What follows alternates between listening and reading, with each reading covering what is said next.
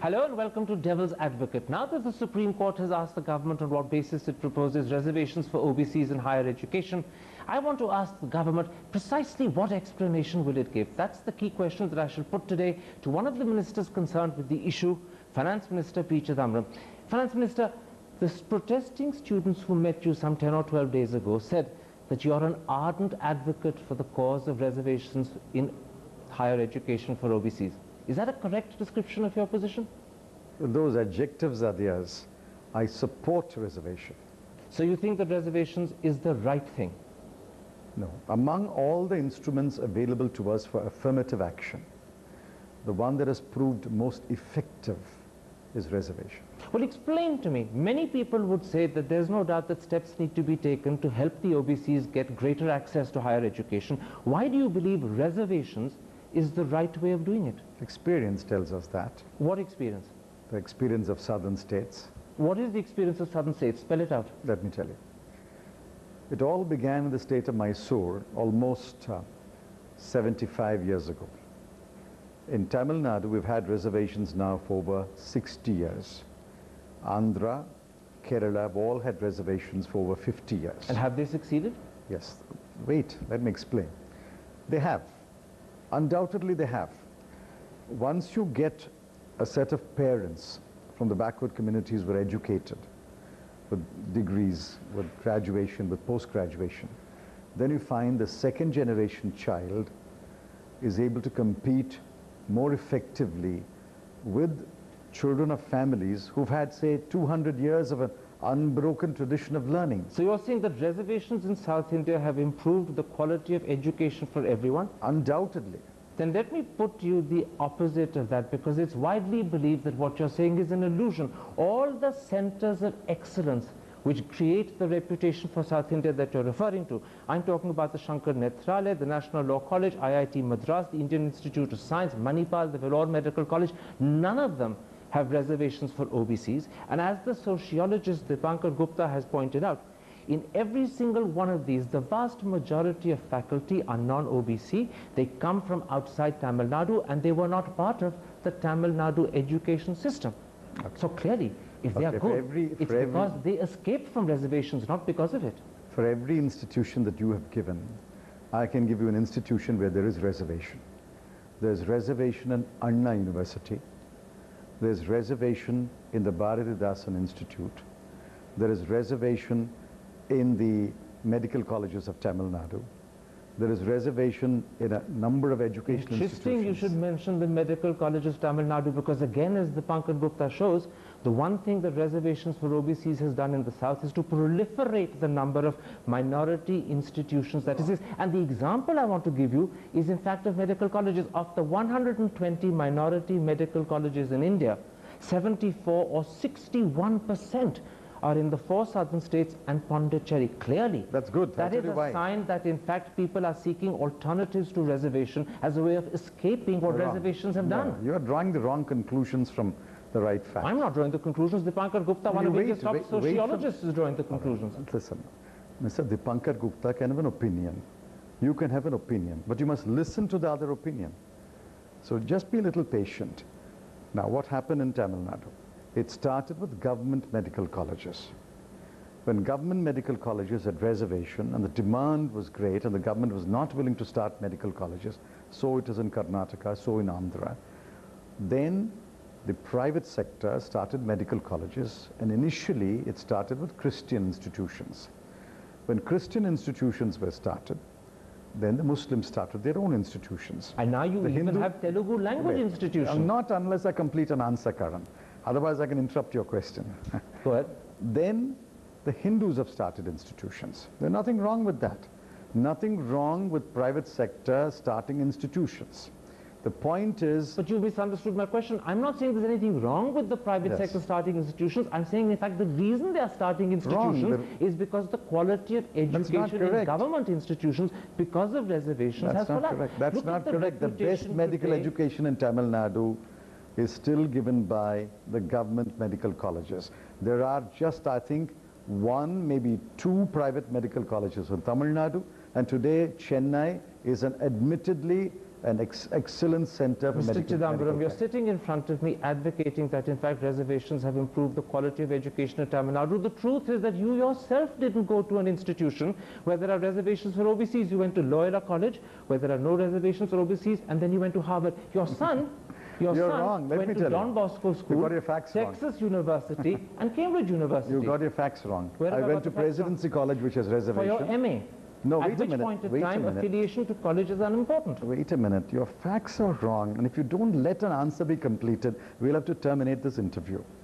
I went to Presidency College for my basic undergraduate degree. There was a reservation. I went to Law College for my law degree with this reservation. I'm not a beneficiary of reservation, but I know that reservation brought in students to my class who would otherwise have never got in.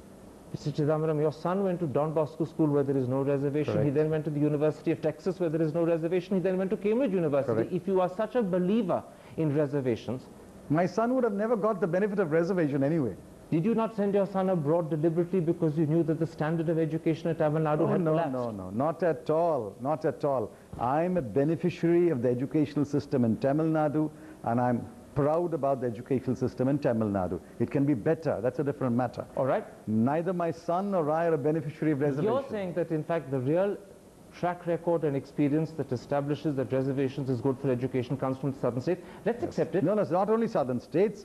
Now we have evidence that in Maharashtra it has helped. We have evidence it has helped also in some other states. People would challenge it. Let's leave that aside. Okay. Let's come to the more basic aspect of the matter. If you believe that reservations for OBCs is right, do you have any idea what percentage of the Indian population is actually OBC? All right. We have empirical evidence What is that? that in a state like Tamil Nadu, 69% is reserved.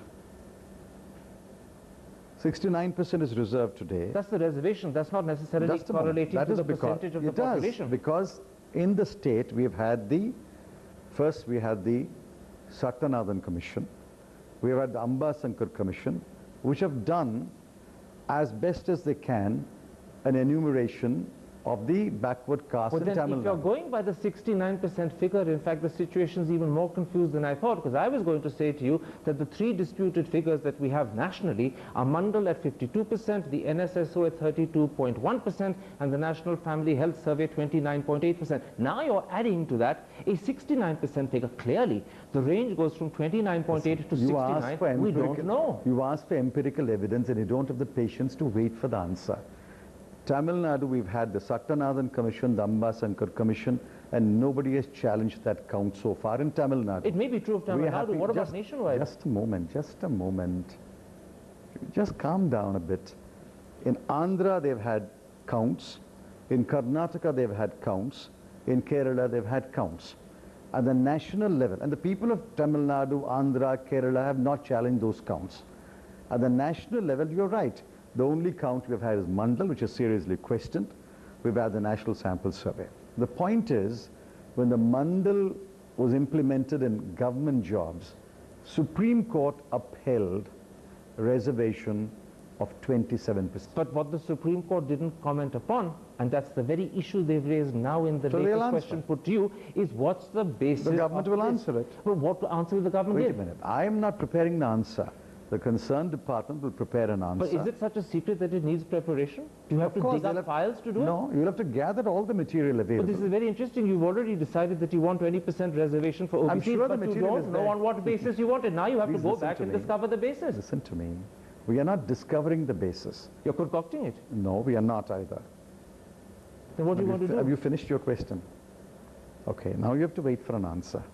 The ministry have to put together all the material available to it to reach the conclusion of 27%. It is based on material. The material will be put together. Wait for the material. But that's your claim. What I'm saying to you is that the material that's available actually is contradictory.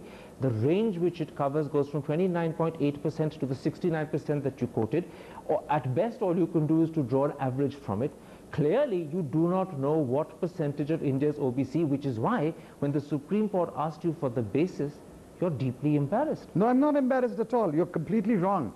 Wait for the affidavit to be filed in the Supreme Court. Why are you unwilling to wait for that affidavit? Well, the affidavit will be filed. Why are you unwilling to share with the country the basis of a decision that you've already announced? The officers, the ministry concerned will share with it. I'm not the minister in charge of that department. But you're part of the group of ministers of course. that is responsible. That's why I'm speaking to you. I am satisfied that there is material. Then share that satisfaction with us. Listen to me. That will come in the Supreme Court. No doubt. In the form of an affidavit. No material doubt. will be placed. No doubt. Because the Supreme I don't Court... think we can continue this question. Move on to the next question. Let me tell you why I want to continue this question. I'm not embarrassed. All I'm saying is wait for the affidavit. This is the reason I'm asking you. The government has announced a decision. The decision, we've been told, is in fact irreversible. Yet you can't give us the basis for the decision. I can give you the... But then what is it? Listen to me. Please listen. There's a question from the Supreme Court. We've got the Mandal report. We've got states reports, which are all being compiled now. We've got the NSS survey. After all, India is only a collection of states. And they're all contradicting each other? They are not contradicting. You have not read a single report. Let me ask you a question. Yes. Have you read the Satyanathan report? No, but I've read the NSS figures. And the NSS figures are nationwide. Have you read the Satyanathan report? Because they refer only to Tamil Nadu. That is right. I'm talking about the nationwide I think we'll have to move on to another question because you won't let an answer. I am letting you answer. You're not. I'm very keen to know what's the basis on which the decision is taken. You wait for an answer. If the Tamil Nadu Satyanathan report is based on evidence, if the Tamil Nadu Ambasankat report is based on evidence, that represents 6 crore people who make up the 100 crore.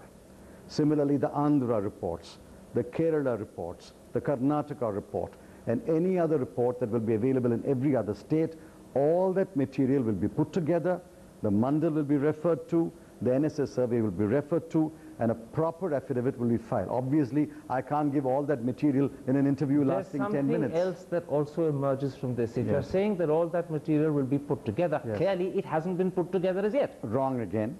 It will be put together in the form of an affidavit and given to the Supreme Court. If it's going to be put together, and it already has been put together, it will be put together. Then it hasn't been put together as yet. Listen, you're quibbling on words. No, I'm not quibbling. What I'm trying to do... Am I entitled to an opinion? No, I'm simply answering your question to an opinion? about quibbling. Can I just explain that? Then no, you don't have to explain. Let me explain my position. You are quibbling, and therefore there's no point quibbling on an interview.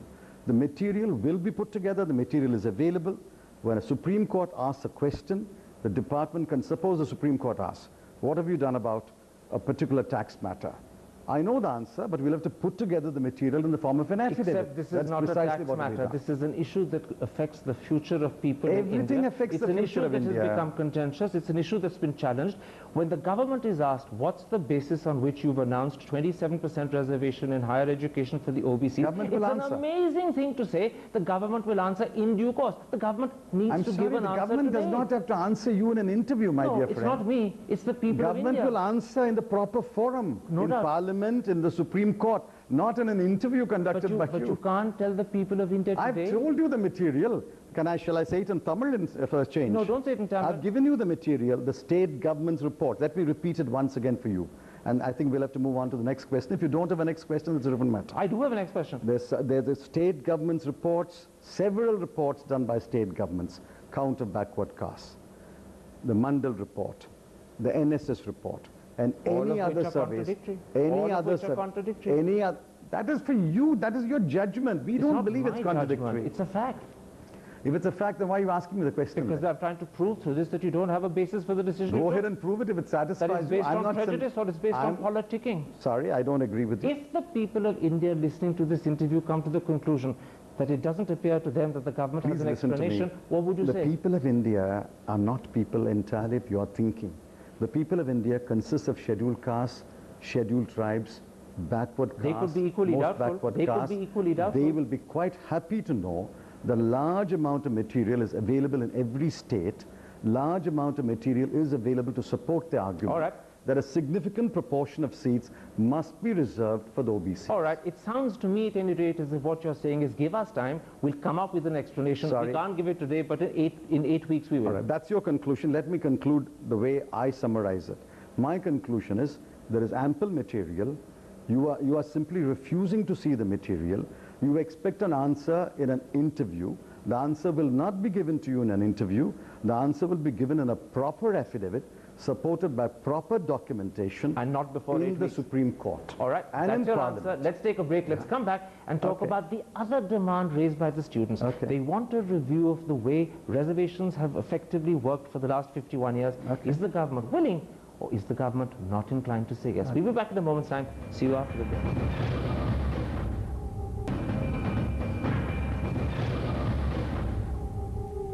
Welcome back to Devil's Advocate and an exclusive interview with Finance Minister Chidambaram. Finance Minister, we spent part one disputing whether the government has an explanation to give to the Supreme Court or not. The second issue that the students have raised with you is their demand for a non-political expert committee to review the way reservations have functioned for the last 50-odd years. The government in its reply has said they will examine this demand. Does that mean yes? Does it mean no? Or does it mean that you're simply playing for time? As I understand the government's reply, there is no ground to review whether there should be reservation or not. There's no ground at all. What about reviewing the way they functioned? All right. If you want to review how reservation is implemented, it's fairly simple. Not how they implemented, whether they are functioning effectively. Oh, they are. We all know how they're implemented. What I'm questioning is the efficacy. The effect is, as I said in the beginning of the interview, the effect is we can see it in the southern states. Members belonging to the OBCs and the MBCs have risen in society, in the economy. There's an aspiration among those classes which cannot be suppressed for too long. If you're so confident that in fact reservations have worked in the southern states, which many people are strongly and strenuously disputing, then agree to the review, because the review will presumably prove your point. Listen, why aren't you agreeing to the review? Please understand, Parliament is competent to make a law, and each member of Parliament represents the people. If the overwhelming view in this country, as you believe it is, which I think is completely wrong, the overwhelming view in this country is not against reservation. The overwhelming view in this country is for reservation, and Parliament reflects that view. Then all the more reason to grant a review. Why are you not prepared to grant a review on how something is functioning, whether it's worked, I can't speak for government. how it needs to be fine-tuned? All right, okay, let me answer. I can't speak for government because I don't know government's position on the question. Then can I interrupt and tell you what the government's position is? As handed in a formal document by Oscar Fernandez to the students, it said simply that this will be examined full stop. Right. I'm asking you, what does that mean? Does it mean yes? Does it mean no? Or does it mean the government doesn't know? I don't know, as I said. I have not seen that document. I mean, a senior minister on the group of ministers handling this issue doesn't know what the government's position is? Wait a minute. Government's position is a position that will be taken in the cabinet. A group of ministers is advisory. If Mr. Fernandez has said it will be examined, I'm sure he means every word. But that's not the government's position. It's only Mr. Fernandez's position, because the government's position you said will be taken in cabinet. You must give up this habit of quibbling, Karan. I'm not quibbling. You are. This is very important. You think you're not quibbling. I think you are. Many of your viewers will think you are. And many of my viewers may think that I may have actually identified an important and interesting loophole. You have not identified any loophole. Pause a moment and let me explain. I'm sorry, then I will interrupt you then. If Mr. Fernandez said the matter will be examined, I'm sure it is being examined by the concerned ministry. It will come to the cabinet for a decision. I cannot now say what the decision will be. All right, then let me ask you your personal opinion, because I presume, as one of the more intelligent members of the cabinet, I will give my opinion. Share it with the country. We look up to you as someone from whom one can get guidance. You're assuming that devil's advocate is the country. I'm sorry, I don't agree. I don't agree. A very small section who understand English, listen to your program. I'm not saying... Let me ask the question differently. After 50-odd years of reservations and the controversy that they've created, at least in some quarters, do you believe that a review of how they functioned would be a sensible thing to do? If review means questioning the justification for reservation, I say no. Well, a review means questioning whether they worked effectively or not, and if it is to be found that they haven't worked effectively, that would end up questioning the justification as well. So there's no doubt that one could lead to the other, but not necessarily. I would not give my view, which I have to give in the cabinet, but I know from experience that reservations have helped many members of the OBCs to rise in the southern states. I'm totally convinced about that. If after 50 years of functioning, the very constitution could have been reviewed and a constitutional review committee set up, which in fact found, despite all the criticisms that had initially arisen, that the constitution was by and large functioning very effectively, why then are you worried about a review of reservations? I am not worried. Reservations is a very small part of the constitution. That decision will be taken by the cabinet. That's when the answer. will this decision be taken? Whenever the matter comes to cabinet. When is that likely to be? I have no idea. So in other words, this matter may never come to cabinet because that would be a very effective way of stalling. Again you're quibbling. When Mr. Fernandez said the matter will be examined, the logical course is the matter will be examined and placed before cabinet. From that you don't jump to the conclusion it will never come to the cabinet. Let me then come to another issue. The government has committed itself to extending 27% reservations to OBCs in higher education on the basis of the recommendation of the Mandal report. Your late leader Rajiv Gandhi, who you revere, in a speech in Parliament on the 6th of September 1990, effectively showed that Mandal was inaccurate, it was unscientific, it was misleading, and in very many areas it was actually wrong. Let me quote to you. No, I know that speech. You know the speech. So you don't mean to quote you. His conclusion is important. In the end, it may be emphasized that the survey has no pretensions to being a piece of academic research. On what basis then today, as successors to Rajiv Gandhi, do you want to keep pursuing Mandal? Remember, after that speech in 1991, a Congress government implemented reservation in government jobs. And no doubt Mr. Gandhi would have been turning in his grave. That has come to stay. That has come to stay. So in other words, Mr. Gandhi's position has been forgotten. No, I respect his view. I respect his view. So much so that you want to go ahead with the report that he was effectively rubbishing. Remember, 1991. It has been implemented in 1991. You say you respect This his is not view. the first time it's being implemented. He was deeply critical of the 52% figure. He actually said that this figure includes many castes that are forward castes, many castes that are scheduled castes. He disputed that figure. I'm aware of that speech, but the fact remains in 1991, a Congress government implemented reservation in government jobs. And now, 15 years later, the demand is you implement reservations in educational Today, a government that functions effectively under the tutelage of his widow will be, in fact, implementing something that he, in his greatest speech, deeply criticized. That's a wrong way to look at it. Today, the government has to reflect the realities and aspirations of today. Rajiv is not part of that reality. It has to reflect the part. Please, don't get into this kind of argument. Allow me to complete an answer. Today, there is a parliament, there are political parties representing the very backward castes. There's a coalition government.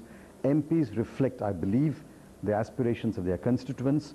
If Parliament decides that a bill must be passed to provide for reservation for backward castes in educational institutions, that is not showing disrespect to Rajiv Gandhi the way you put it. All right. That means we are reflecting the current realities. All right. Let's accept your word. A pleasure talking to you. Thank you. Devil's advocate. Thank you very much.